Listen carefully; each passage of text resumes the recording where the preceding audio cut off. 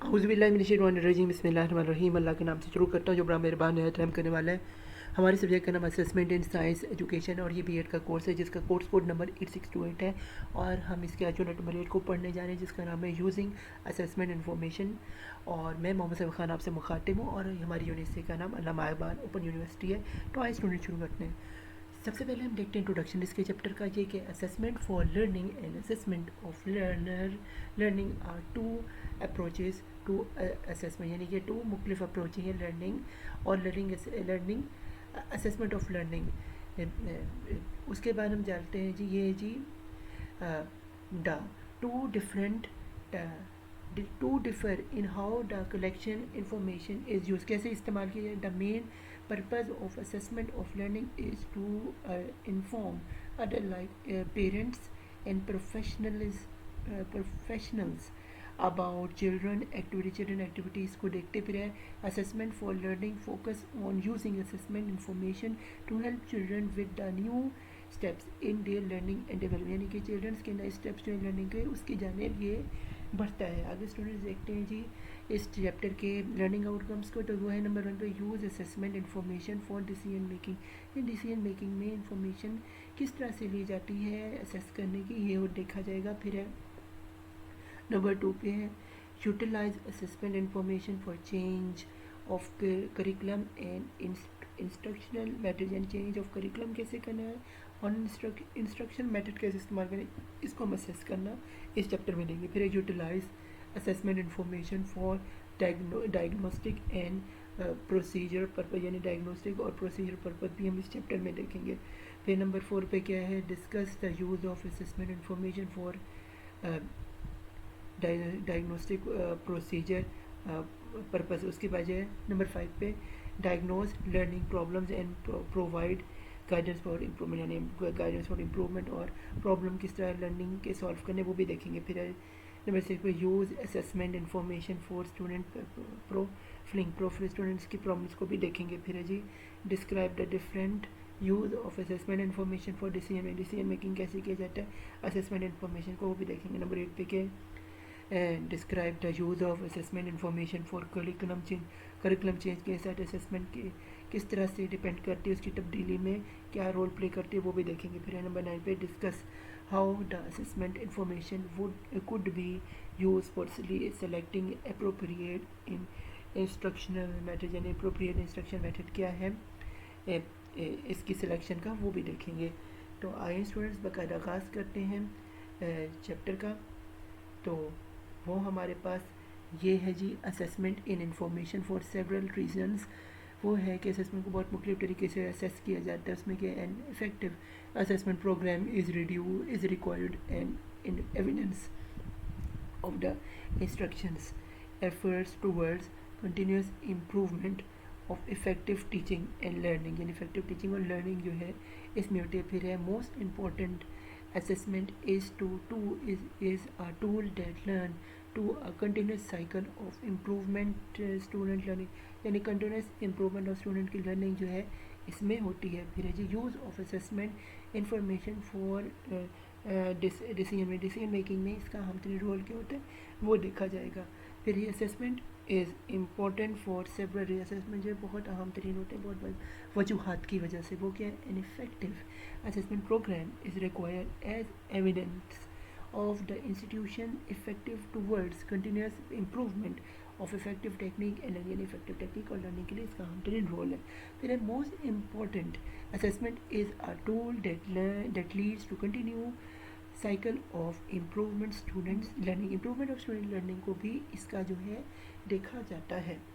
आगे स्टूडेंट्स देखते हैं जी चेंजिंग द करिकुलम की तब्दीली का वक्त। उसमें क्या होता है करिकुलम कंटेंट, जैसे करिकुलम का कंटेंट जब तब्दील करना होता है उसमें स्टूडेंट्स देखा क्या जाता है if assessment is to be equitable all students should receive feedback that is appropriate to their learning needs, यानी कि लर्निंग नीड्स के मद्देनज़र रखते हुए उनकी फीडबैक को भी मद्देनज़र रखा जाता है। फिर जी इंस्ट्रक्शनल मेथड्स को भी देखा जाता है। फिर assessment results have important implication for instruction in assessment की जो इम्प्लीकेशन है उसको भी बहुत आम तरीन उस पर निगाह डाली जाती है। फिर use of assessment information improving instructional methods, उसमें क्या जी एग्जामिन मेथड्स एग्जामिन किए जाते मेथड्स पे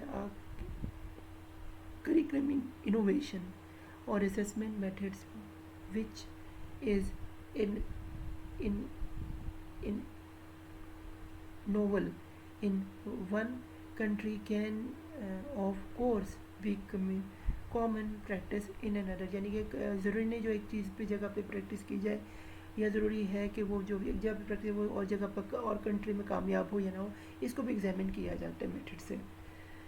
आगे स्टूडेंट्स चलते हैं use of assessment information for diagnostic and perspective procedure, जिसमें क्या है diagnose learning problems and providing guidance, diagnose किया जाता है लर्निंग प्रॉब्लम्स को और प्रोवाइड गाइडेंस की जाती है। फिर what is diagnostic assessment, diagnostic assessment है क्या। फिर डायग्नोस्टिक असेसमेंट क्या स्टूडेंट प्रोफाइलिंग, उसमें क्या है जी पोर्टफोलियो और folders where students collect their work which is to be assessed, यानी कि पोर्टफोलियो एक वो चीज़ है जो एक फोल्डर की तरह होता है स्टूडेंट्स का, इसमें उनके बारे में सारी की सारी इन्फॉर्मेशन होती है और उसको कलेक्ट किया जाता है कि वो किस किस्म के काम में जो मददगार साबित हो सकें। आगे स्टूडेंट्स चलते हैं की पॉइंट्स देखते हैं चैप्टर के, वो है assessment results provide qualitative information that help teacher to determine how they might improve course and or program that through change in curriculum teaching methodology course material और other area, यानी course material curriculum teaching और methodology सबका जो है इसमें किस तरह से इंफॉर्मेशन ली जाती है, टीचर को डिपेंड किया जाता है और उसमें इम्प्रूवमेंट के लिए सारे के सारे जो हैं वो पूरी के पूरी चेंजेस लाए जाते हैं करिकुलम को, उस सारे का सारा जो है ये सारा का सारा सबका मिला जुला जो है इसमें हिस्सा होता है, तभी ये करिकुलम बनाया जाता है। फिर नंबर सेकंड पे असेसमेंट में provide comparative data that can give you valuable information on how well your students are meeting the learning outcome for your course और प्रोग्राम। एक चीज़ बड़ी आम तरीन स्टूडेंट्स होते हैं कि जो आउटकम आपके कोर्स का होता है, जो यानी कि लर्निंग